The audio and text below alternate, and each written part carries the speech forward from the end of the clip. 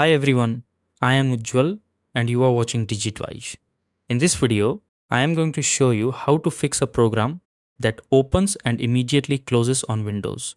If a program opens and immediately closes when you try to use it, there are a few things you can try, including running it as an administrator, repairing or resetting the app, and performing an SFC scan. First, try running the program as an administrator.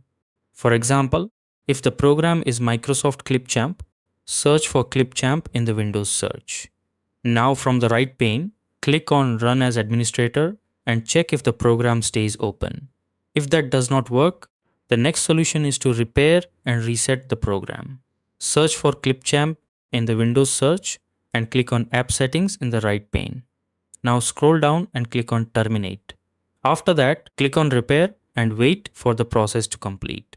Once it is done, click on Reset and then click on Reset once again to confirm. If the problem still continues, the last solution is to perform an SFC scan. Search for command prompt in the Windows search and click on Run as Administrator. Now, type SFC scan now and press Enter to start the SFC scan. That's it. These are the steps you can try if a program keeps opening and immediately closing on your Windows PC. So, if this video helped you in any way, make sure to like it, share it, and subscribe to this channel. Thanks for watching.